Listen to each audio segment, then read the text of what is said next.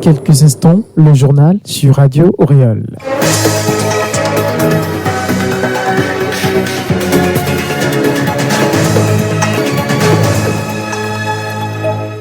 Bonsoir à tous et à toutes et merci de choisir la Radio Auréole à l'heure des informations. Tout d'abord, les titres.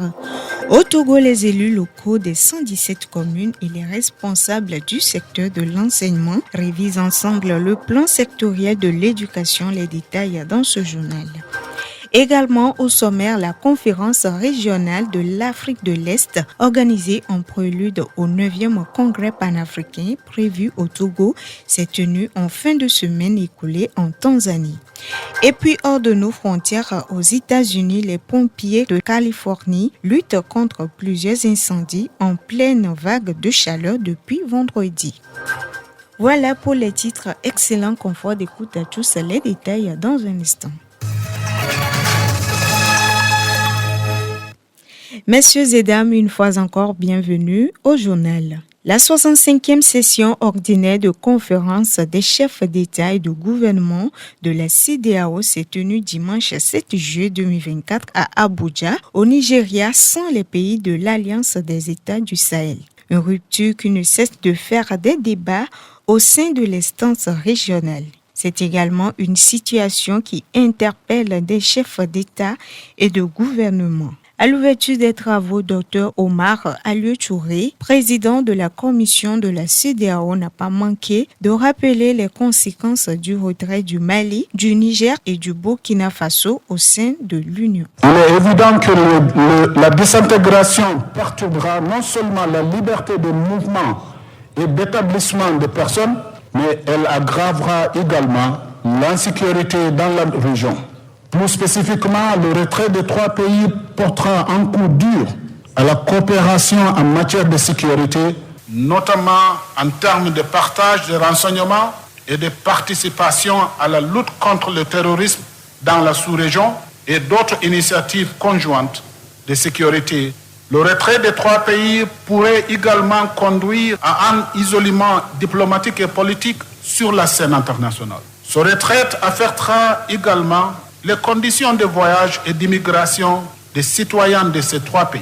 Notons qu'un sommet extraordinaire est prévu pour parler de l'avenir de la CEDEAO. Le président nigérien Balo Ahmed Tinubu est reconduit à la tête de la CEDEAO. Fonia Singbe et Diomaye Faye ont été désignés pour être facilitateurs entre la CEDEAO et l'AES. Radio Auréole.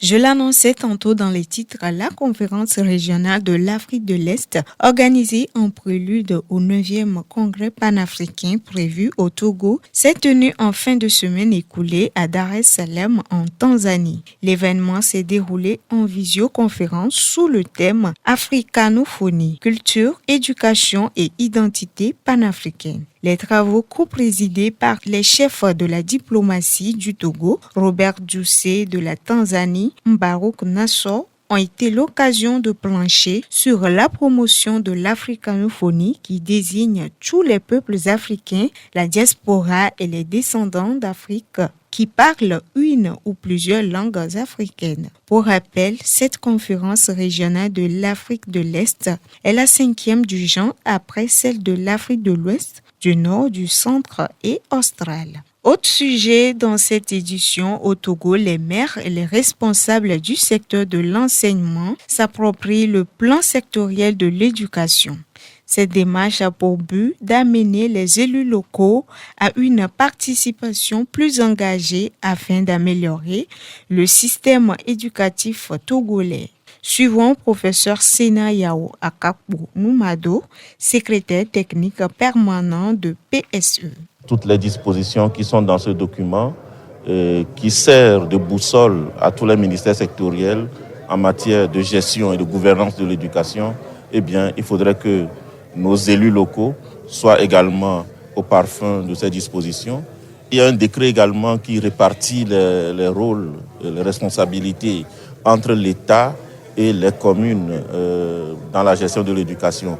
Il faudrait donc que nos élus locaux maîtrisent également leur rôle, leurs responsabilités, les responsabilités partagées, les responsabilités qui leur reviennent dans la gouvernance de notre système éducatif. Le système éducatif est dynamique, il y a des avancées, il y a des difficultés, il y a des problèmes qui persistent. Nous allons également leur parler de ces difficultés, de ces défis-là qui restent à relever. Nous allons également les préparer à prendre en compte les questions éducatives dans leur plan de développement communal. Vous savez que chaque commune élabore un plan de développement. Et dans ce plan, il y a nécessité de prendre en compte les besoins en éducation de leur ressort territorial. Cette rencontre inclut, entre autres, le financement et la mobilisation des ressources et le coût de la mise en œuvre du plan. Une initiative soutenue par le PNUD et l'AFD. Radio Auréole, c'est la santé, l'éducation et la musique. Hors de nos frontières à présent, aux États-Unis, les incendies se propagent en Californie. Les pompiers de Californie luttent contre plusieurs incendies en pleine vague de chaleur depuis vendredi. Ces dernières heures, un nouveau feu s'est déclenché près du parc national Yosemite alors que d'importants progrès ont été menés pour maîtriser un brasier plus au nord. Pendant ce temps, la tempête Beryl qui a frappé le Texas provoque des inondations. Et sport football à présent, en Allemagne, l'Euro 2024 est à l'étape des demi-finales. Ce mardi 9 juillet, la première va connaître l'opposition entre la France et l'Espagne. Les Bleus se sont débarrassés du Portugal en quart de finale, tandis que la Roja est sorti vainqueur de son duel avec l'Allemagne. Demain mercredi, les Pays-Bas défient l'Angleterre. Les Hollandais ont battu en quart de finale la Turquie et les Anglais ont dominé la Suisse. De quoi ouvrez l'info.